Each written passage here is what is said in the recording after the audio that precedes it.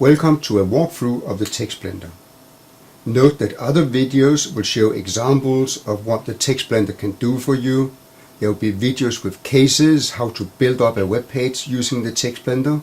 There is a video showing how to install and set up the TextBlender. And there is also a video that shows how you can make your web pages online in the real internet. The first page in the TextBlender gives you a choice of several languages.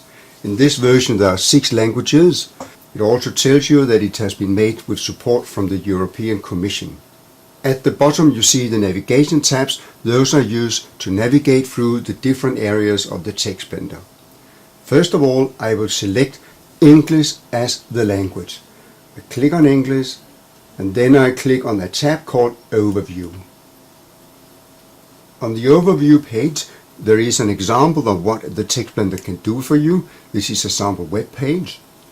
It also shows the 5 main steps to go through before you can make a web page.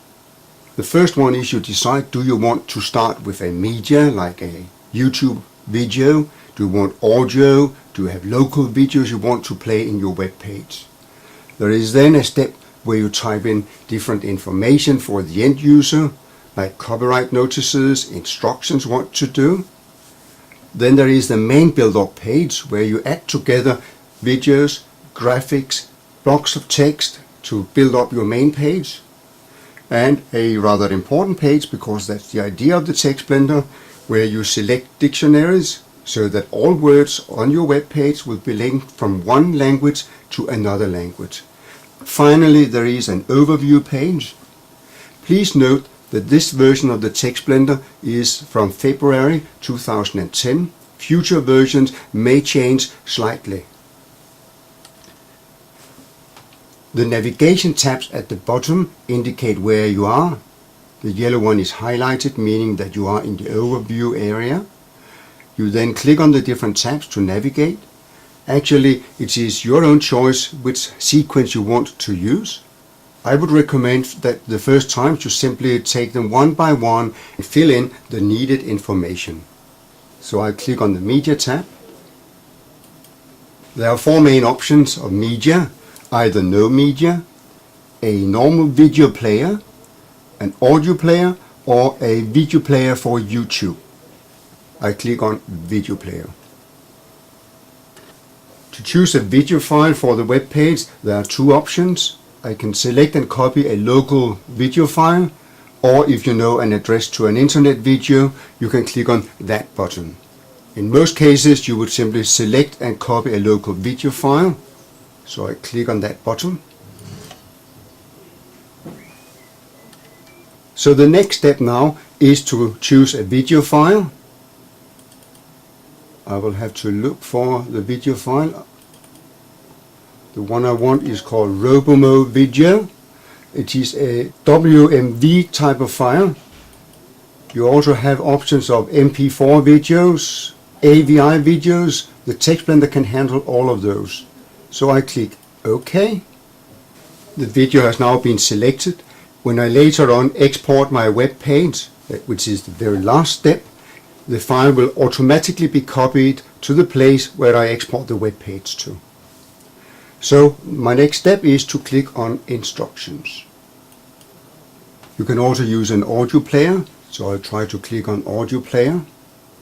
Again, we have 2 options, exactly like with the video player. You can select and copy a local audio file.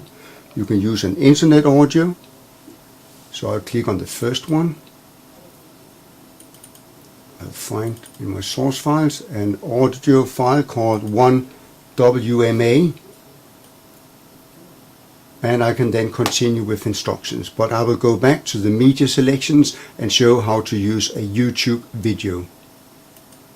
To use a YouTube video, I click on Video Player for YouTube. The instructions for a YouTube or Google video may appear more complicated, but in reality you go to a YouTube web page where you look for a video. You start that video and then you look for the field that says embed, which will give you some instructions. You need to copy that and then you click on embedded video information to paste it in. So let's go to a YouTube video place. I've located a small video on YouTube called the German Coast Guard. To make it play in the TextBlender, I need the information about the video, and that is found there. It's called embed. So the next step is I highlight it, I right click it, copy. I could also have used Ctrl C. This is the information that I need for the TextBlender. So I click on the embedded video information and I paste in the text. I could also have used Ctrl V. So this is all which is needed by the TextBlender in order to play a YouTube video. I click OK, and now I continue to instructions. There are 4 fields where you can enter text. The text up there will become a headline, which on the web page will end there. The text there is an instruction text for the end user, like click on a word to look it up in a dictionary. That text will end there in a web page. There is a field where you can put in the address of a web page to link to. That is when the end user clicks on the next button there, that will take the end user to that address. And finally you can put in some copyright information, where the text comes from and who has the copyright to it. This page is where I built the main content of the web page. I can see that the final web page will start with an audio player, and that is the audio that I selected previously. I now want to enter a block of text. When I work with text blocks, I can either type in a text or I can paste in a text.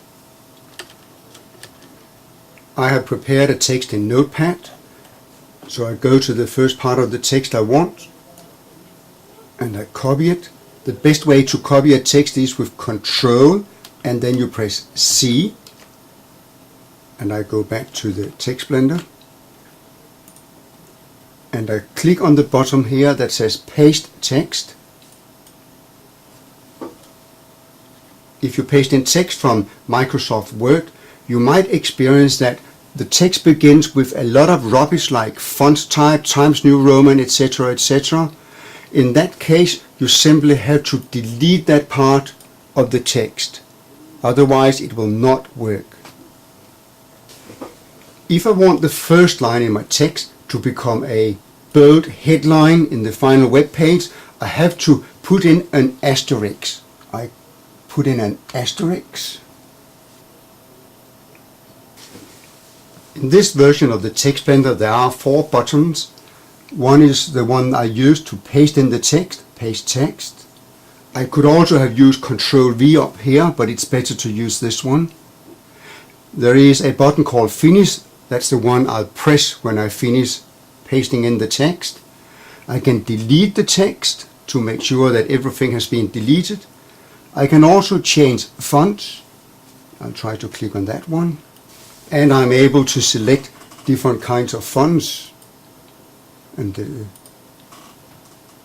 the size of them. But it's important to understand that this does not change the font on the final web page. The reason why you can change fonts here is that for some languages it may be needed in order to see the text properly. So now I just click Finish.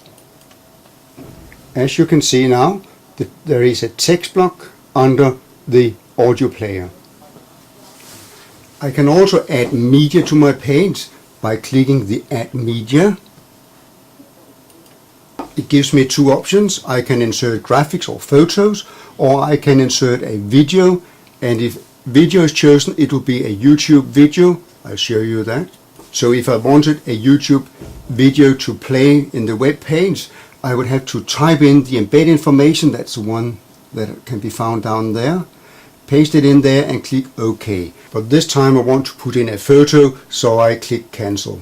I therefore click Add Media again, select Graphics. I can now choose the graphics I want. So I search for it. I want it to have the